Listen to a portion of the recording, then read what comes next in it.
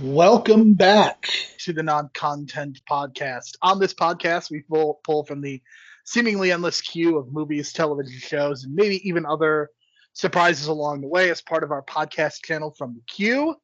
On this episode, we are going to have a discussion about the Back to the Future trilogy.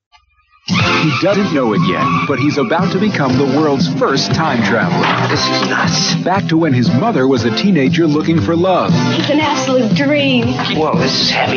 Back to when his father needed a little push. I'm your density. It was a wonder I was even born. Meet Marty McFly, the first kid ever to get into trouble before he was even born. Steven Spielberg presents a Robert Zemeckis film, Back to the Future. Rated PG. Now at select theaters. Check newspapers. Please subscribe, like, and review From the Queue on YouTube or your favorite podcasting platform, especially Spotify and Apple, as you get those algorithms going with positive feedback. You can find us on BlueSky at From the Queue. You can find this through Instagram and Threads at From the Queue as well. And if you're listening to us on YouTube, our links will be in the description below. Again, please like and subscribe through YouTube as well, if that is your preferred outlet. My name is Jerome Cuson. You can find me on Instagram at Jerome Cuson, and you can find me on BlueSky at JeromeC1985. My co-host, of course, is Brian. You can find him on Twitter for now at Brian DeBrain. And Brian, I know that you have been putting in the work behind the scenes to make sure that people are able to listen to this podcast through the various platforms. Are there any updates this week? I know that we were able to get our episode up on YouTube, but I know that there have been some delays, not anybody's fault on our end. I do want to thank Matt Waters from The Real World for helping assist us in the transition. It's not his fault, but big corporations not always responsive. But give us a little bit of an update, Brian. So yeah, we're almost probably fully there on Spotify. All our backlog, so to speak, of episodes from Superhero Pantheon from the relaunch.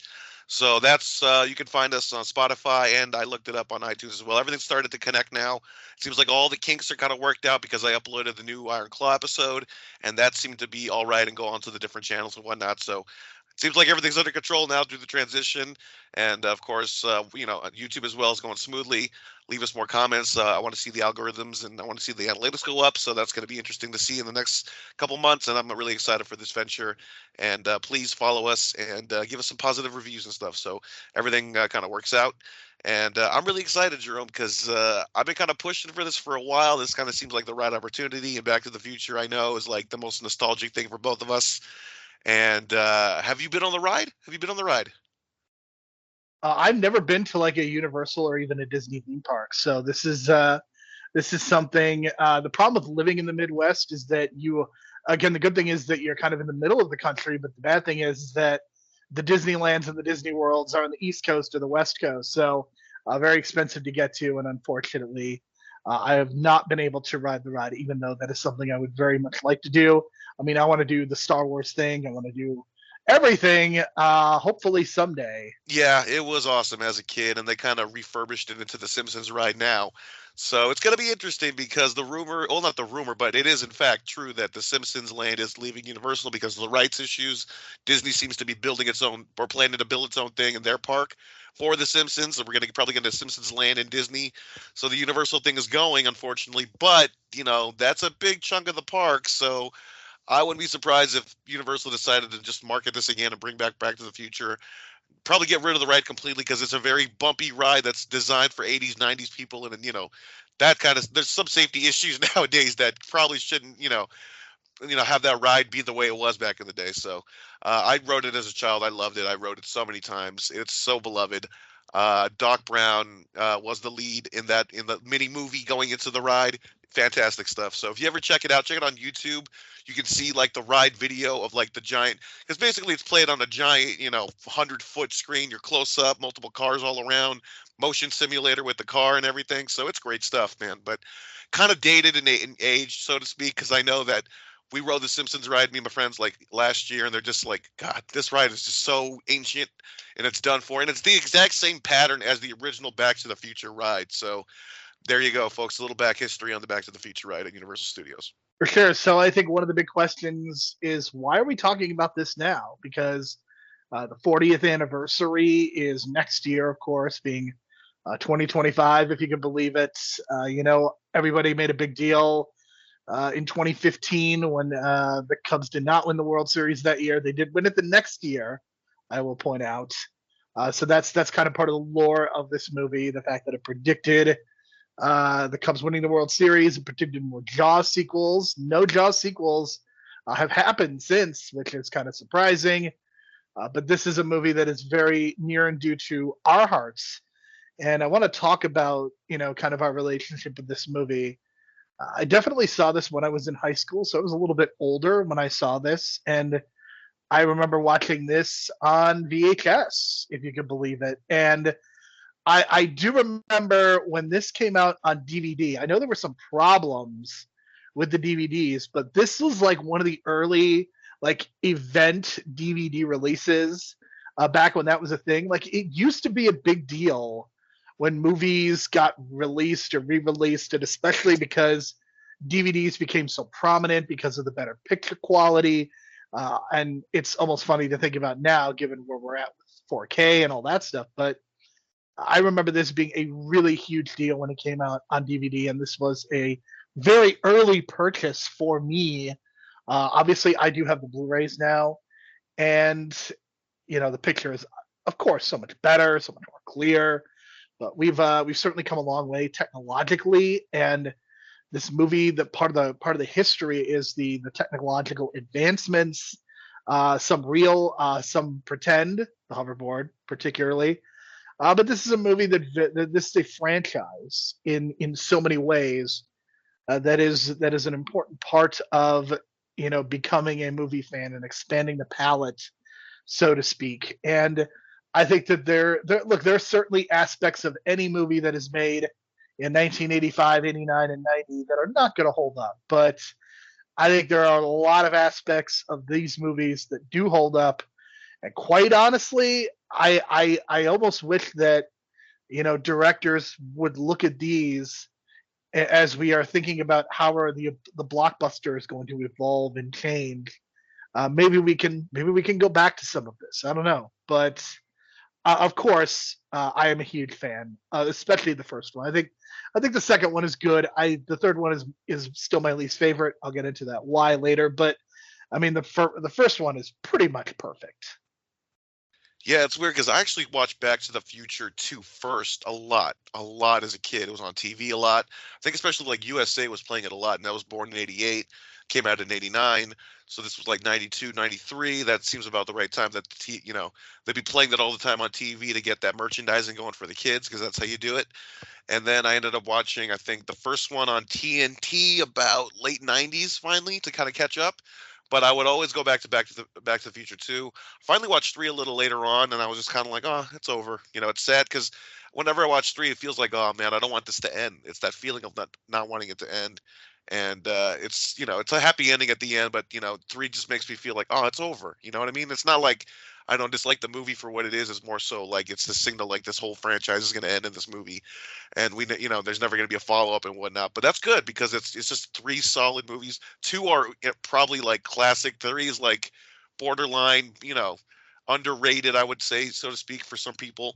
So yeah, I think Back to the Future 1 clearly is the better script. It's the better movie of all 3. But for me, the repeatability factor, the rewatchability factor, definitely goes to 2 for me. For the creativity of it all, like the 2015 stuff is just so like inspirational, you know what I mean? And like to the fact that like people were trying to get those shoes made by 2015. I think Nike attempted it, had a limited run, but the laces weren't exactly automatically, laced up. We never quite got there, but it just really inspired a ton, like millions of people, even like creatively, aesthetically. Like I think Back to the Future 2 like really holds like, I don't know, it really influenced pop culture in a way where it's like it's referenced a lot, like maybe even subconsciously, as we even talked about in Across the Spider-Verse, when that big revelation that Miles is in that alternate universe and that his dad died. It's like the big reveal in Back to the Future 2, exactly. So there's these things that I don't know if it's like it created these tropes or whatnot, but maybe they were already there. But I think Back to the Future 2 really like stands the test of time in terms of influencing the pop culture zeitgeist. And like just the way it influenced, like, I mean, people in 2015 were going crazy for this movie. I saw the re-release in 2015, and it was the day that the Dodgers lost Game 5 of the NLDS against the Mets. I'll never forget that day. But yeah, just crazy stuff, man. And I love that movie to death. But again, number one, I feel, has probably one of the greatest third acts in the history of motion pictures. It's so emotional that there's so many emotional gut punches in that third act that it's just like one after another. And by the end of it all, you're just like cheering because you're so happy for these characters. I would agree with you, and I think there's many aspects that in the soup of this movie, so to speak. And what I don't want this podcast to become is talking about like the things that everybody knows, especially like Eric Stoltz being a part of it. At one point, Michael J. Fox going back and forth between family ties and this. I mean, that is an important part of the lore, but I really want our concentration to be on the movie itself. And I think in so many ways, talking through our personal relationships, I think it's also important just to understand how important this is to the film canon. I believe this is the first notable time that two movies were filmed at the same time, with Back to the Future 2 and 3 going back to back. And we've certainly seen that at other times. I'm specifically thinking of the Matrix sequels were shot together. I'm also thinking most legendarily of the Lord of the Rings trilogy, which we have talked about. You can go back in the Pantheon Plus archives and listen to our discussion of Lord of the Rings, that trilogy. And certainly I think the Avengers movies also were in many ways shot at the same time. So I think that's such an important part of this. And I just think in terms of the type of storytelling that has really become popular. I mean, think about how many franchises, how many movies, how many television shows rely on time travel. And they don't necessarily get into multiverse in this, kind of, in a way. I mean, you do see kind of an alternate 1985. So you do see kind of a branch. So if you want to make the argument that that is multiverse, then you could certainly make an argument that this is kind of a precursor to that in so many ways. And just the time travel concept is great in theory, but if you really think about the logic of it, it just doesn't work. And I think this movie is a really good example of that. But I think what this movie gets right is the characters, and they really tell a very tight story in the first one. I think it gets a little messy as you get into the second and third one. But if there was no Back to the Future 2 and 3 and you just ended with one, I mean, you would just have a really tight, excellent blockbuster movie. And this is a movie that came out the year I was born, 1985. And in looking at some of the other, major releases of that year, it's pretty clear to me that in terms of influence and in terms of popularity, this is the biggest movie of the year I was born. So obviously a strong personal connection with that too. It's hard to argue, but I would say that this is on point with like the most influential pop culture movie of the 80s, next to like Empire Strikes Back, maybe. I would say even more so. I don't know. It feels like it's more so popular now than an Empire Strikes Back right now. You know what I mean? So those are kind of like the two prototypical major 80s movies that people kind of, point to as like the greatest pop culture influence, because of course Empire Strikes Back has the famous line of, Luke, I am your father, or whatever. So but this has more of like an influence on the writing of like film, you know what I mean? Like these like reveals and these cliffhanger endings that lead into sequels. Like this kind of, I don't say it started here, but it feels like this was like when like it started becoming aware of the pop culture, because I forget that like 2 and 3 are only like 6 months apart in terms of release dates. It feels like they're a year apart, but they're actually like 6 months apart, which is kind of mind blowing.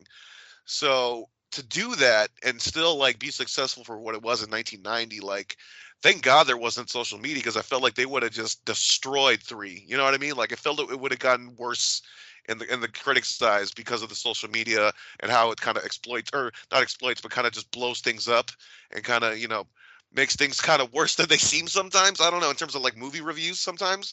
And I think 3 would have just been put through the ringer if the social media was back in 1990. But I think the fact that they came out 6 months apart speaks to the fact that it has this influence on, like, you're right, like Avengers, Pirates of the Caribbean, Harry Potter, I think had part 2 part 1 and 2 for part 7. So it's like these things that kind of come from this, oh wow, we can do Back to the Future. We can film up back to back sequels.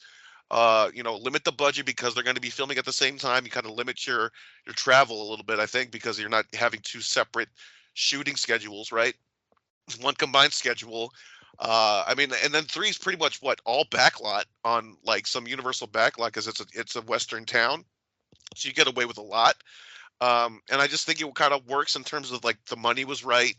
They waited 4 years, and 4 years is a lot of time, especially the 1980s, to go from one sequel to another. So I think they just made the right moves in terms of setting up the sequels, even though the execution might have faltered a little on 3 in terms of maybe the script structure.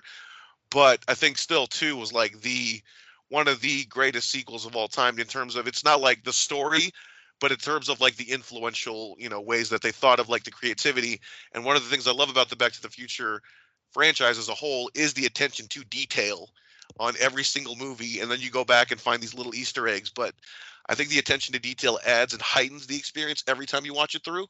And then every time you watch it through, it just feels like, man, I'd learn something new every time. Yeah, I mean the screenplay, especially that first one. I mean, it's really tight. And I think the other thing that's so impressive is that this is a movie that although we are in Hill Valley, different versions of it. We get the 1985 versions, we get the 2015 one, then we get the 1885 one. The thing that's impressive to me is that they never leave Hill Valley. Like, they are in Hill Valley for all 3 movies for all 6 hours. I think it might be a little bit less than 6 hours in total, but basically for 6 hours we are in this small town. And I think that's also something that is impressive to me, is that we get so much traction out of these settings, the different houses, the changing neighborhoods, the different some of the socio-political things that are coming into the forefront. And even though a lot of this movie is probably shot on a Universal backlot, it doesn't feel small, even though we are, like I said, in a small town. This is able to capture the feeling of a big time blockbuster without necessarily having to do, like, it feels like every blockbuster now essentially has to go to like 3 countries at least.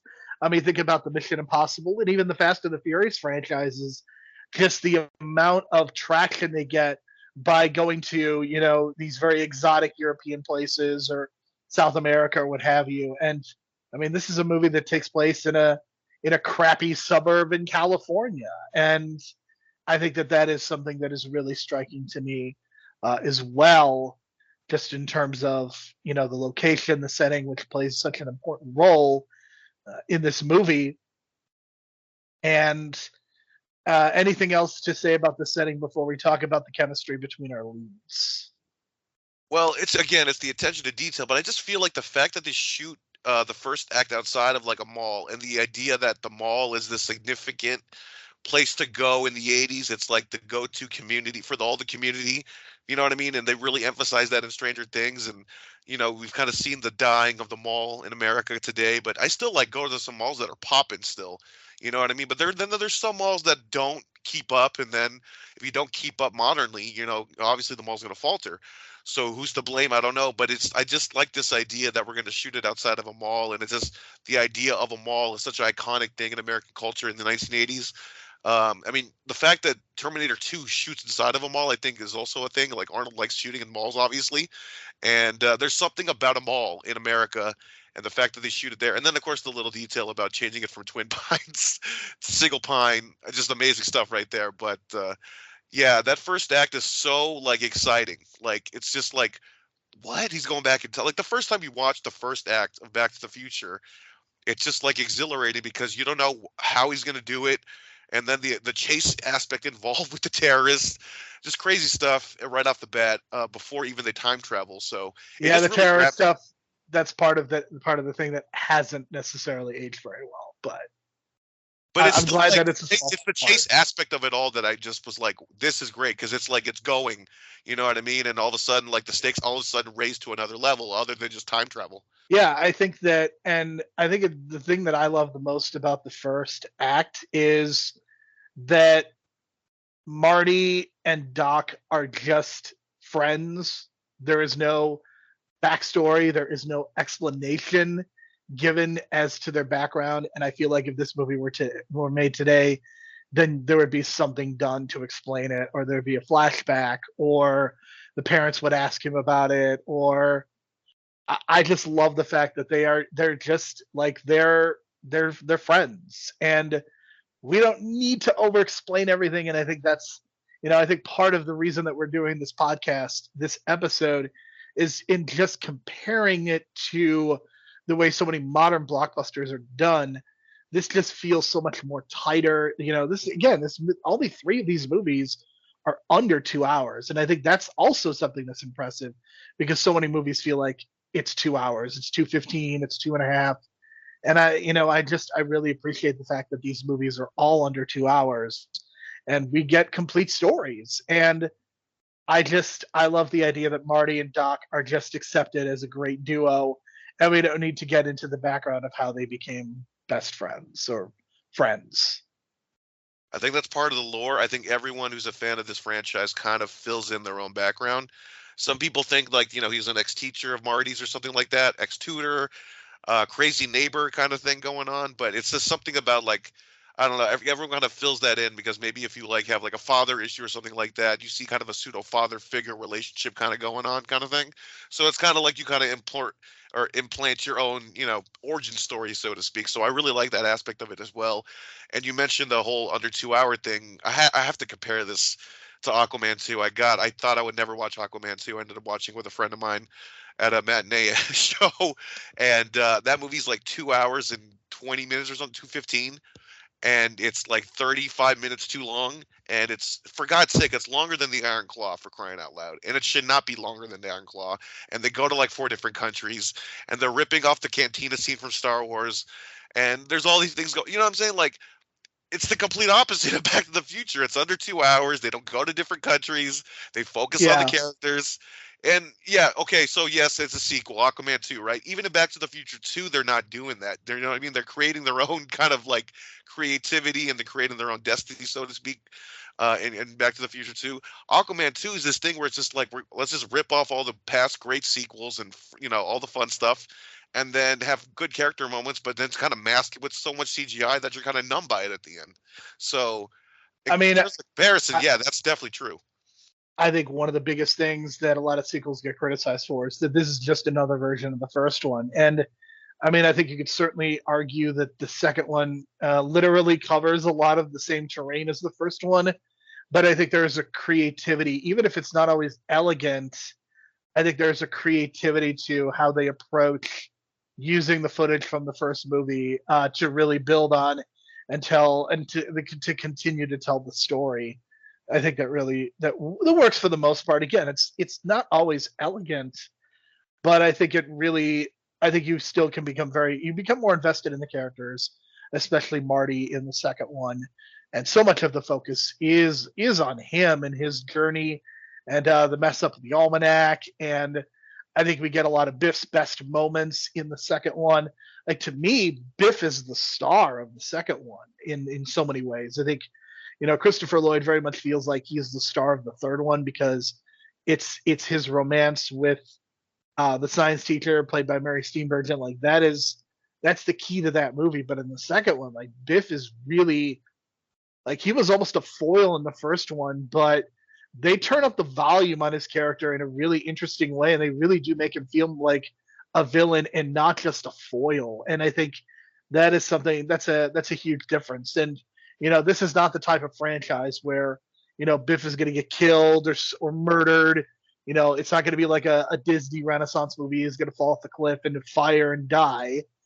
But I think you get some good payoffs, especially in the second one. Biff in the third one, or the tannins in the third one, I mean, it's not as good as the second one, and I'm not sure that you really get that true payoff because it's a different member of the family. So I don't think you don't get that full satisfaction. But I mean, to me, that is another underrated part of this is Thomas J. Wilson. I think he does a really good job of playing off of Michael J. Fox and playing Biff.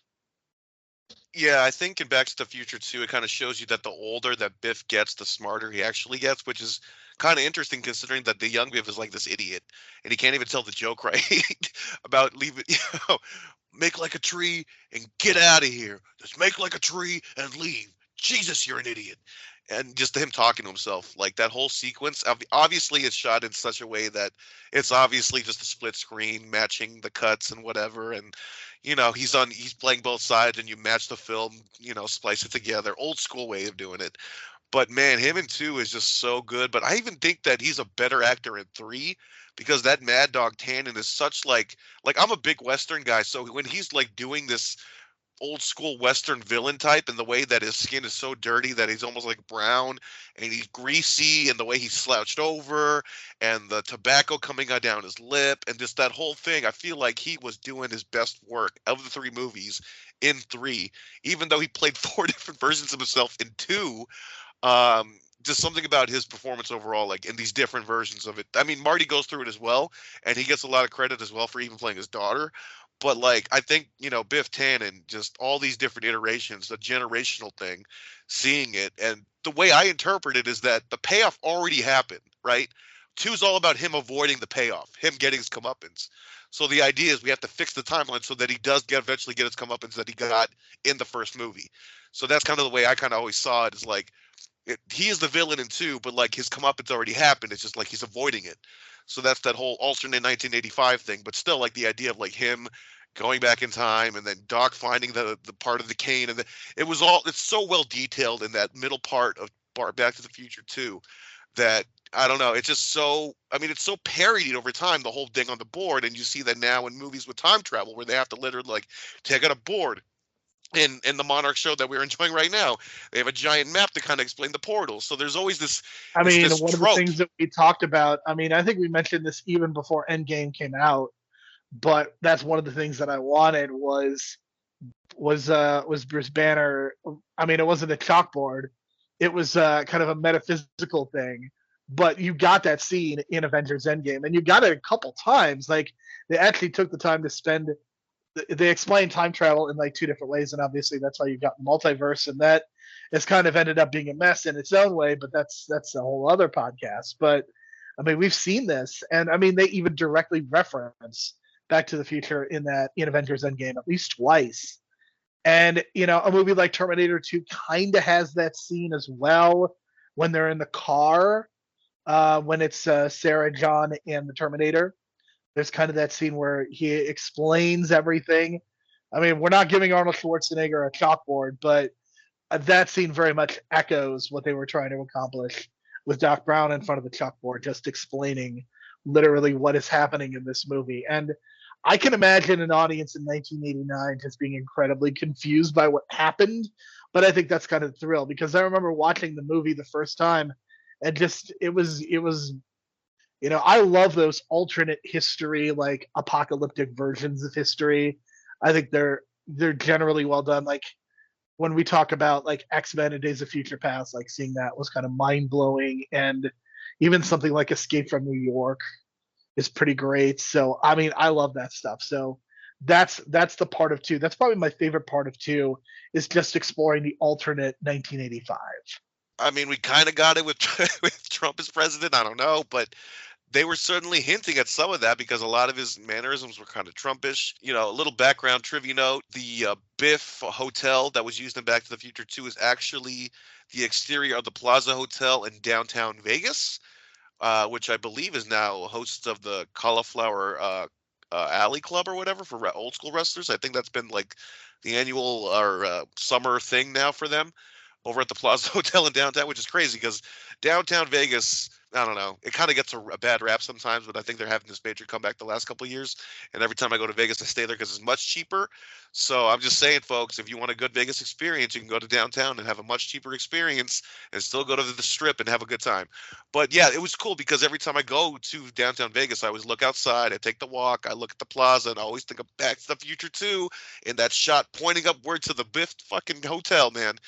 And then, just that ending, or not the ending, but that sequence on the top of the hotel, I feel is always very well done in terms of like the way it's shot, because of the way every time you see like a chase scene on the stairs, there's always the guy that goes the opposite direction after a few like flights of stairs. And I feel like this is the first time I saw this with Marty, and it's probably done before like a Jackie Chan movie or something like that.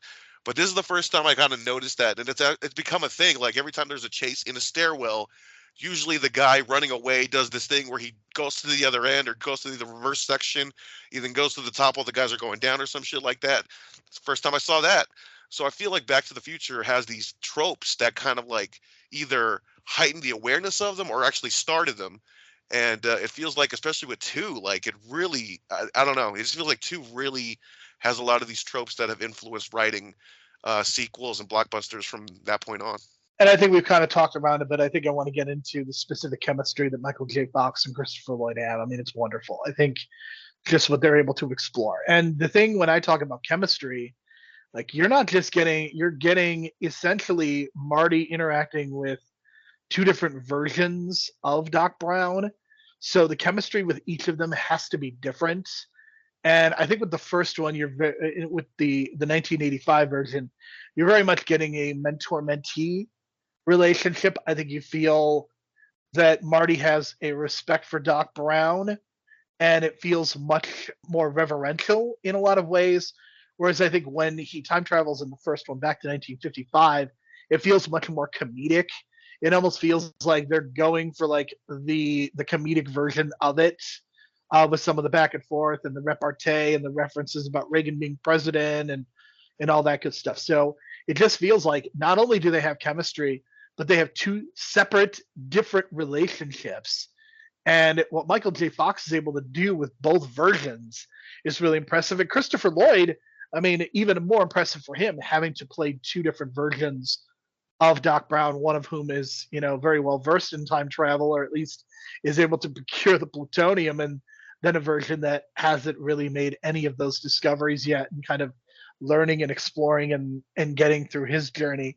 But I think that's the thing that makes these movies work. Like the beating heart of these movies is the chemistry between the lead characters. And I think that's also something that when we talk about the importance of, where blockbuster movies are going to go, I think it's great if you have a franchise that if you can tell a story really well and you've got a really interesting plot experiment. But to me, the issue in my mind is that what we have lost and what we are losing is this idea of, not just casting, big stars or, people people know, but also getting that chemistry right and getting performers that seem to really engage well with each other and not just having a random assortment of people. And to me, the number one reason, and I would never ever want to see these movies get rebooted. I don't want to see a legacy sequel. I never want to see another Back to the Future movie again. And the number one reason is because you are never going to recapture the magic of Michael J. Fox and Christopher Lloyd. I mean, if you want to make the argument that, Tom Holland and Robert Downey Jr. did it in Spider-Man and Iron Man, okay, I think they captured a little bit of it, but even that was very, very different. It was much more sarcastic. But with these 2, I think you felt just almost more love, mutual admiration, love, and respect for one another. Yeah, and that kind of goes to the Eric Stoltz firing. It's like Eric Stoltz took the approach of like taking a method, which is kind of the wrong approach for a Marty McFly. It feels like you just got to be Marty and just kind of like not be so like moody about it and just kind of like go with the ride. And he got fired. Most like 80% of the scenes were filmed or something like that. Some kind of crazy number where they. I don't think it was that. I don't know if it was that many. It was a significant amount, but I don't think it was 80%. It's kind of that number's been inflated over the years, I'm sure, but still, like it's a significant portion. 80%, I don't know that they could justify it. I think it was a few weeks worth, but yeah, I can't imagine 80%. For sure, but it shows you that like chemistry does matter, and the interviews that I've seen over the years, like people were kind of aware of the situation, and that something had to change on set, and obviously the chemistry wasn't working. Christopher Lloyd apparently felt like they were just, making a different type of movie. And then when Eric Stoltz got fired, he was kind of shocked. And then when they brought in Michael J. Fox, the tone of the movie changed. And he's like, oh, I see why they made this change. And it's very significant. I can tell based on the original casting. I mean, they originally wanted Marty McFly anyway, or Michael J. Fox anyway. It was just his schedule of family ties. And the fact that he was able to balance it is still even more superhuman than, I mean, the dude was not sleeping practically during this whole shoot. So, but this chemistry these two have is like so legendary that it's like the whole Rick and Morty thing is a parody of it, and that's become a franchise of its own, even though it's definitely gone down in the last couple of years. But it's still like this idea that we're gonna have a Doc and Marty type, like even if, for example, a Godzilla -1, they did have a Doc, and they did have like a pseudo Marty type on the boat, this young kid. They call him the Kid, and then their nicknames are the Doc and the Kid. So it just feels like this idea we're going to call, the smart guy the Doc or Doc. It just comes from that. It feels like they're probably using that again, that trope as like calling the smart dude a Doc back in older movies, but being Doc Brown kind of emphasized it, and everyone wants to recreate that magic of that character and kind of have their own Doc Brown in their movie. You know what I mean? And that's very obvious in a lot of these blockbuster movies when you have these older characters that are pseudo scientists and doing the smart role, and then you have these young up and comer scientists that want to meet their idols or whatever. You kind of got a little bit of that in Loki season 2 with OB. So yeah, I mean, it's very like, everyone wants to recreate that magic, and it's never going to happen again probably. Unless you just create your own, different movie and then create these, more unique characters and you do your own thing. So I get the whole, like, the idea of a remake's never going to ever work. And it's probably true, but I mean, they're probably going to try. But I mean, I get it, because if you watch Back to the Future 3 and the moment they switch lines, because in the first 2 movies, it's always Michael J. Fox going, man, this is heavy. And then, of course, Doc goes, great Scott. But they switch it in 3 where I'm just so like enamored with the fact that those little lines that they switched him with in Back to the Future 3, and Marty goes, great Scott. It was so great. It feels like that was like a perfect moment for the 3rd movie that you can only set up, 2 movies prior. So there's that relationship, you know what I mean? That it's really like, father son, if you want to call it that or whatever. But there's more to it, because he does have a legit relationship with his father as well. So it's very much like teacher student, Anakin, Obi-Wan, so to speak. So I think even Anakin and Obi-Wan kind of took a little bit from Doc and Marty as well. So that's just kind of me saying that. But there's a lot about this relationship that kind of influences most of these like superhero pairs and team ups, so to speak, between the older and younger superheroes.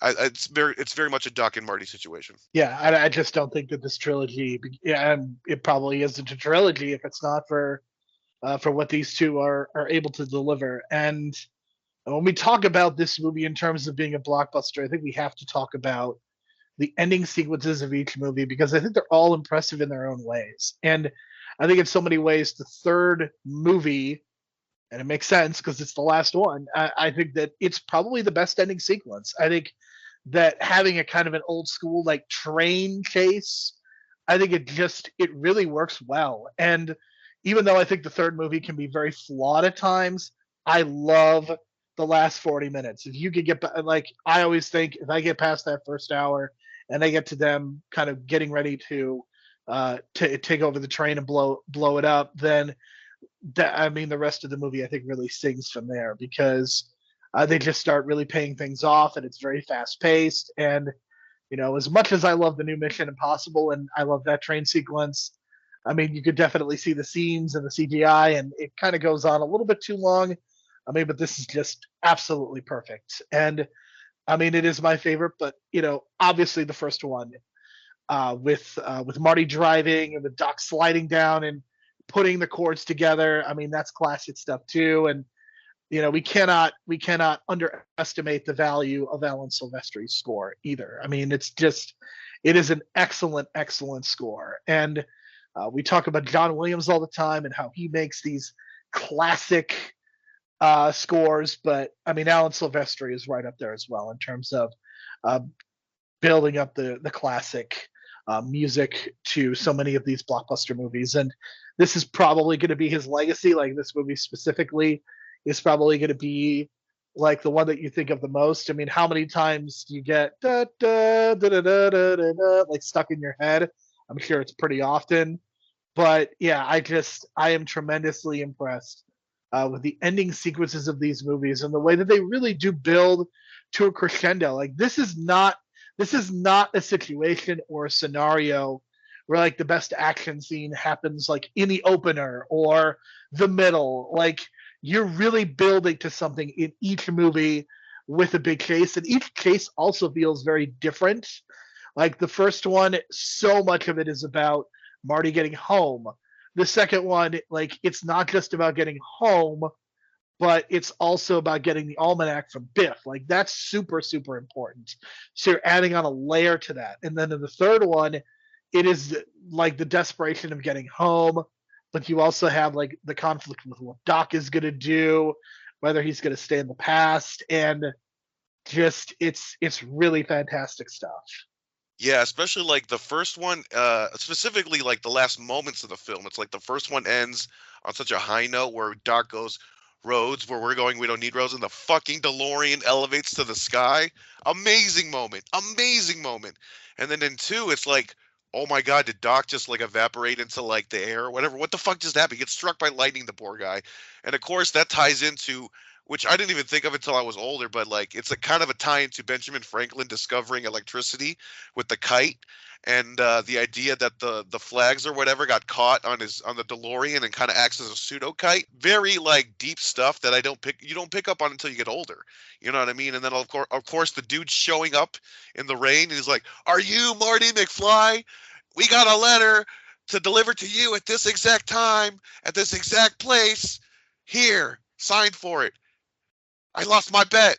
You know, that whole thing. Like it just this dude just shows up, and all of a sudden it's a letter from the Doc, and it's this incredible moment of like, the Doc's alive. He's in the Old West, but he's alive, and it sets up three like so perfectly, and because they get the book back and they burn it. The job is done. It's the fact that the fucking poor Doc gets zapped in 1885, and that's the whole that's what sets up three, and I think it's a perfect setup. And you talk about seeing his kids at the end, Jules and Verne. I thought that was a really touching moment because he talks about Jules Verne being the most influential writer to him and leading him to being this scientific, person that he is. So I thought that was a great tie-in, full circle to the character. All three have these great specific endings.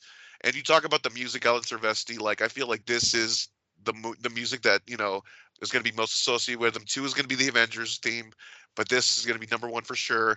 And I also got to mention, like, the original first movie soundtrack is like got some great needle drops that fit perfectly, like Back in Time, Power of Love. Like they really fit that whole 80s vibe that the movie goes for, and it fits the whole like thing with Marty. And I will say, you say they're needle drops, and they are needle drops, but I will say that the difference is that these songs were specifically created for the movie. This is not a situation where they're just taking a really popular song. So that's something that I really, really appreciate. And a great cameo by Joe Flaherty at the end there. Joe Flaherty, you should know him from SCTV. I'm surprised you didn't make reference to his time on SCTV. Well, he's such a minor player in the comedy world in America, I feel like. I mean, I know who he is. He's in like the background of a lot of Adam Sandler movies as well. But he's great on SCTV, and that's a whole different podcast for another time because I feel like an SCTV doc is about to drop on Netflix, maybe sometime in the next 2 years because they teased it for 3 years ago or so. But in the comedy scale, he's more of the underground type because he was very big in the Canada scene and not much in the America scene, I think.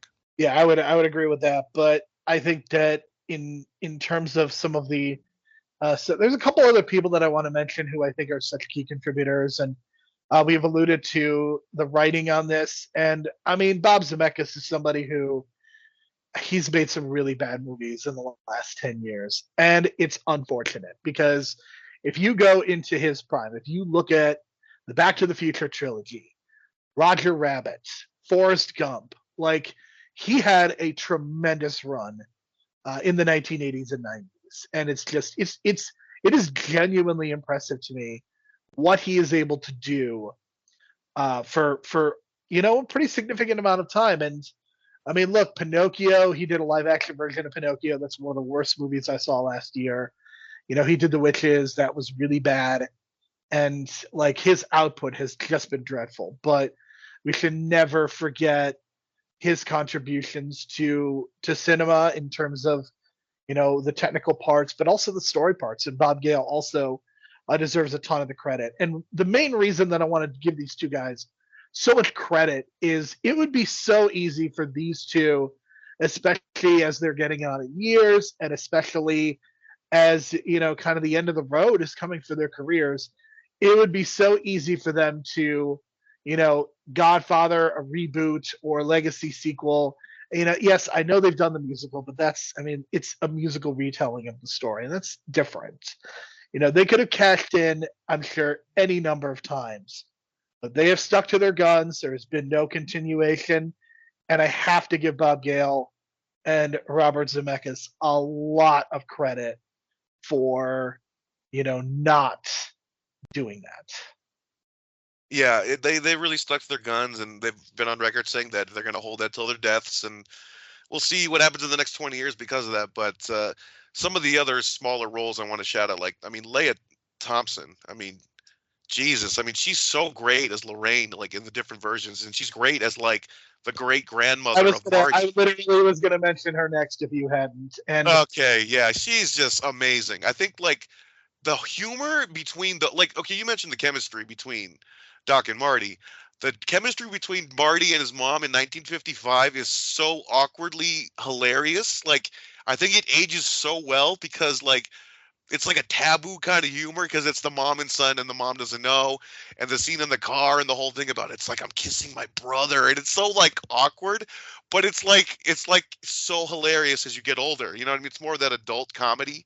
So I just feel like that ages so well between those two and Back to the Future 1.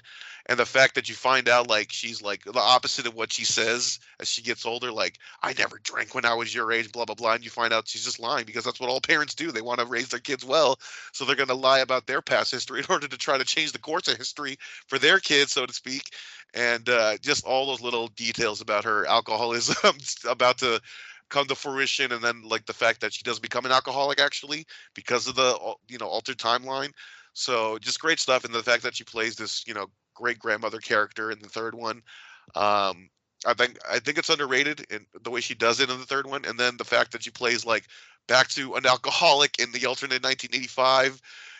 Marty, your father's been in the same place for the last 10 years, the cemetery, and then just that whole sequence where, and if you notice in each movie, every single movie, there's a moment where Marty gets a concussion, which he's probably had a lot of CTE in the last week or so for this guy. He gets knocked out and he wakes up and he sees his mom. I'm not going to say it, but given the fact that Michael J. Fox, unfortunately, with what he has dealt with, like, it's really sad that they gave him 3 concussions in the movies because given what's happened to him in real life. But just the fact that it happens in each one, and then as you get older, you notice like, oh, this is the same thing in every movie, and it's like the joke of it all. It is a very good running gag. It is a great running gag. It's one of those things that you can only do in like a franchise like that, and then you pay it off. You know what I mean? It kind of reminds you of like the stuff they did in Avengers with the lifting of the hammer and how much of that was a tease for later on. So all these little things, you know what I mean? It's great payoffs. So. And of course, unfortunately, we have to talk about Crispin Glover and how he got screwed over. I don't know what the money figure was, but he got screwed over, and I think he deserved it because he's a crucial member or a crucial part of the story in the first one. And to me, it's like that moment when he punches Biff. It's like so like cathartic. You know what I mean? It's that moment where every time you wanted to hit a bully and knock that motherfucker out, and he did it, and he did it with a left hand, and I think he's right-handed, which I think says a lot. I always noticed that he hit it with his left hand. So it's a southpaw, so to speak. I don't know, but it was great. And the moment when he pushes that dude down at the dance and fucking takes Lorraine and kisses her, like, amazing. And then Earth Angel plays. What a moment in time where, like, especially like if you listen to the original version of Earth Angel, that moment doesn't pick up with the orchestra at the moment that they kiss. You know what I mean? They specifically added that to the song when they remade it for the movie, and it just takes it to this whole other level because that moment becomes an iconic moment now because you raise the fucking levels of the orchestra slightly at that exact moment. So just little timing things, you know what I mean? Like I said, the third act in the first one is like one of the greatest third acts in history. So, and you got to credit that a lot of that to Crispin Glover for what he does in that. And unfortunately, they shaft him in the second one, they take him out, and then they bring him back as like, under heavy makeup as an old, version of the character, and you can't even tell it's a different actor. So that really sucked. But Crispin Glover kind of got screwed over, I feel, and his career really suffered for it. And McFly in that sequence, I mean, it's really bad. Like I don't like it. It feels like a parody version of Crispin Glover, and it really does stand out. And he's upside down, so you can't really tell it's not him. And of course, the one line he has is like, "Well, you're right," and I wasn't gonna remember that because it's Back to the Future too. But still, like it's unfortunate, man, because this dude had talent. I like him in Friday the 13th Part 4, which is obscure, but that's one of the good Friday the 13th movies that he definitely has a reputation. But I mean, in my opinion, if you are doing a sequel to the movie and you want to bring the cast back, do your job and bring the cast back and pay them what they're worth. It's almost like another contemporary franchise could take some of that same advice, wouldn't you say? Are we talking about Scream here? Are we talking about other franchises here? We're talking about Scream. I mean, if you want to talk about, we could talk about Iron Man and not paying Terrence Howard. We could do that too. I mean, this is a whole this is probably a whole different podcast. You can bring all these famous replacements, in sequels, so to speak. I understand, like when somebody dies, like I get replacing them. I think that makes sense. If you're talking about a situation where an actor, like you have to fire, like with what's happening with Jonathan Majors, like I get. Okay, you have to transition that character either with a different actor or do a different character. Like I understand that there can be other reasons besides this, but if it's just a matter of we're not going to pay this person, I think it's BS. Because like I said, if you're going to bring the cast back, bring the cast back. Don't, unless they're asking for a number that is so completely outrageous, just pay them. I mean, it's stupid. And then, of course, the changing with Elizabeth Shue as Marty's girlfriend, like Jennifer. That one actually worked because I felt like she got more dialogue, right? I think Claudia Wells was much better. I think Elizabeth Shue is trying too hard. I think that's always been my problem with her. Maybe it's just that I guess I have this childhood crush of Elizabeth Shue. Maybe that's it. I don't know what it is, but I feel like Michael J. Fox had much better chemistry with Claudia Wells. They played off each other much better. And I think we don't really get to see them be romantic with each other in the second one because they're kind of in the DeLorean right away. But I feel like their relationship felt much more authentic in the first one. And like I said, in the second one, it feels like Elizabeth Shue is almost doing kind of similar to George in a lot of ways. It's like doing a parody of a performance and is going for this. It almost feels like a cartoon. And I don't think that that's what Claudia Wells was going for. So I think that's another aspect to the second one that doesn't work as well is these two prominent cast changes. And I know there was other stuff going on with Claudia Wells, so I can't say that it was the same situation, but I wish that it was Claudia Wells because I think she was very good in the first one and, again, had better chemistry with Michael J. Fox. For sure. And I don't know if that kind of wraps it up, but there's all these little things about the script that kind of like carried throughout an arc kind of thing. And one of the things I do love is the fact that they kind of loosely talk about it. And well, it's the second movie, the third movie, but this accident that changes Marty's life, right? And they kind of build up to it and they can't really tell him because it's going to alter the timeline. But the fact that over the 2 and 3, he learns that it's okay to say no to a fight or it's okay to back down from a fight when you know it's not worth it. You know what I mean? Like chicken, apparently. Yes. Yeah, and it's great because it sets for that moment. It's just it feels kind of shoehorned in because it's not something they started in the first one, and they kind of started with the second one. So I'm not sure it totally works, but I mean the moment when he goes backwards instead of forward, I mean I think that works. And we also get a tremendous cameo from Flea in both the second and the third one. Which is crazy because the Chili Peppers blew up in like 91. I feel they were like they were like in the LA scene. It feels because I did a little, I watched the behind the scene, the VH1 behind the music back in the day. And if you remember, like Under the Bridge was kind of like their breakout song, and that was like 92, 93. So I guess he was just kind of like in that LA scene and probably doing both, like some of these musicians do.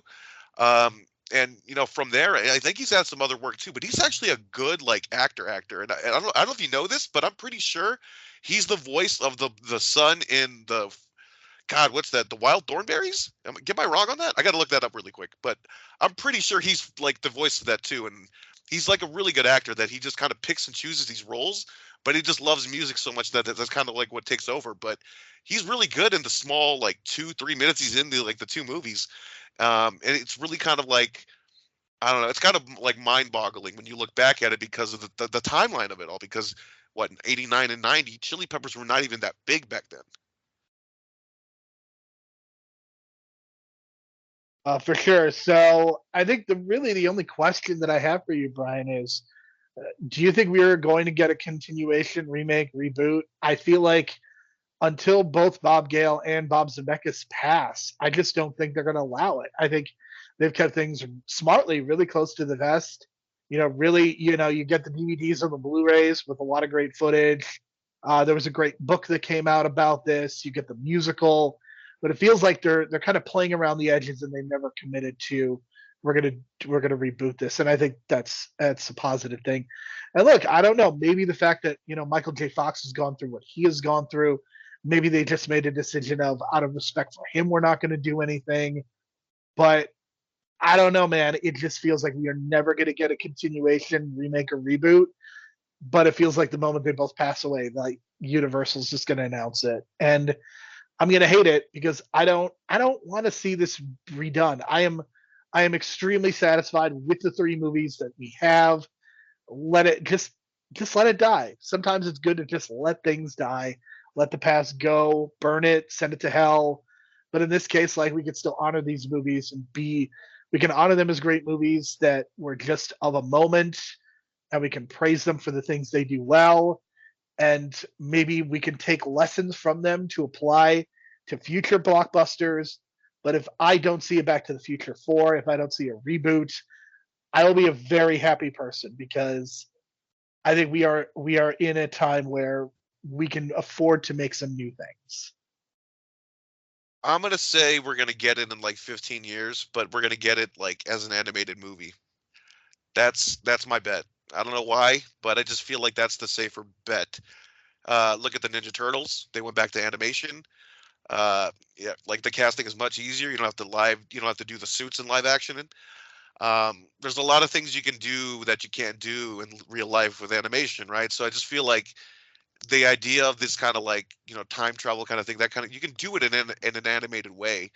And I don't think it would be a reboot necessarily. I think it would actually be like a follow up because I mean deep down I know like there is the happy ending with Doc Brown and his wife and his kids, but like once you want to know what happened to the kids or what's going on with the kids and their legacy, and did they build another time machine? Have they altered time so much? You know what I mean? Like there's all these questions left on the table.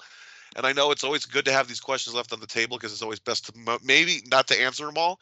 But in some cases, there's going to be a guy out there, probably someone who's like 10 years old right now, watches the movies, gets influenced, finds out that the rights are available again to make a remake or something, makes a pitch to Universal, and there you go. Like something like that is probably going to happen.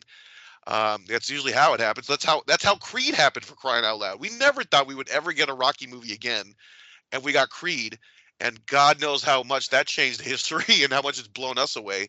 So you never know, is what I'm saying. You never know.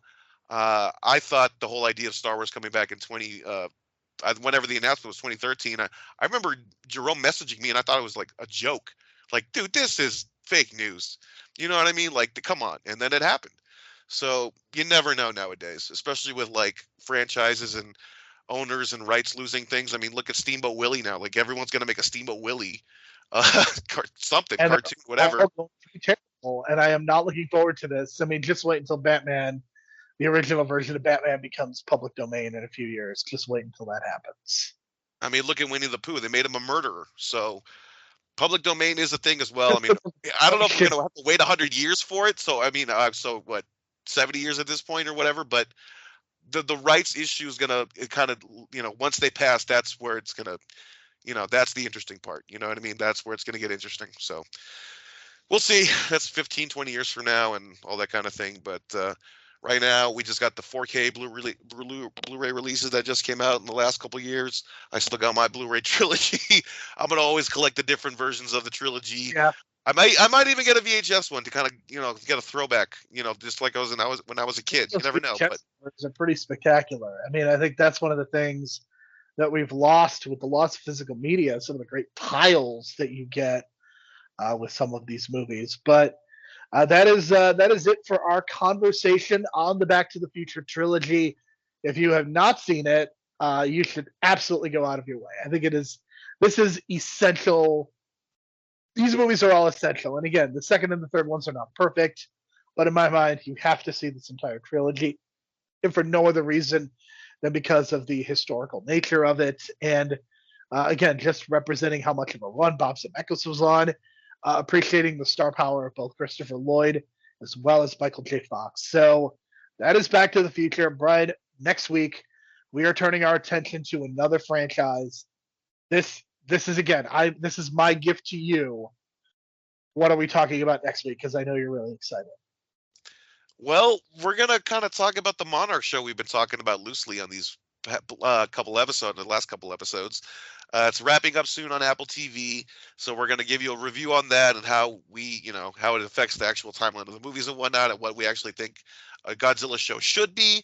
And we're going to talk about Godzilla -1. And I know it's gotten a lot of hype in the last couple months, and I was getting into the hype as well. But it turns out I'm not the only one who thinks this way. Apparently, it's getting a lot of love, and who knows when it comes to award season, but it's getting like these weird awards here and there about best foreign movie, best effects, all these kind of things. But I'm really excited. Godzilla -1. I've seen it twice in theaters already. Both times were incredible. The theater were not empty. I'll just say like 75% packed.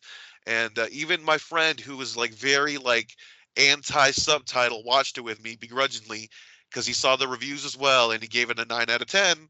So what does that tell you, people? Yeah, this movie is incredible, and I can't wait to review it. Yes, I am very excited to talk about these Godzilla projects. Of course, I mentioned in the past, some of the Godzilla movies haven't really done it for me, but we discussed Shin Godzilla, Pantheon Plus in the archives. I've really enjoyed that. I really thought Godzilla -1 was probably the best blockbuster type film of 2023, and I really am enjoying many aspects of Monarch. I think it's been a little bit of a mixed bag. I think that there's especially the middle. I think like with all of these prestige TV shows, I think the middle kind of sags and doesn't work as well. But I still think it's been an overall positive experience, and I will look forward to discussing that next week. In 2 weeks, myself and a special guest, Ben Phillips from The Real World, we are going to be doing our top 10 movies of 2023. We've had some complications because he's in the UK, I'm in the United States, so just getting the timing right has been hard, but we will be recording an episode very soon and releasing it. So there will be a top 10 movies discussed as part of this podcast. And Brian, anything else before we get out of here? I think we wrapped up our discussion as pretty much as well as we can. We've never actually seen the Back to the Future television animated show, but there was that whole thing about taking like famous, movies back in the 80s and 90s and turning it into like animated shows. There was a Rambo show, a Bill and Ted show, very obscure. Jim Carrey's 1994 releases all got animated shows. That as well, and there was even the Beetlejuice show, which I thought was originally a show and not a movie at first. So there was that time. But maybe down the line we'll check out the show. And Beetlejuice probably turned out to be one of the better ones. I think a lot of them were pretty bad, but it's definitely one of the better ones, Beetlejuice. For sure, a possible discussion for another time. Yeah, we have Beetlejuice 2 coming out very soon, so that absolutely could be very relevant. So for Brian, my name is Jerome. Thank you so much for listening. We will be back again next week.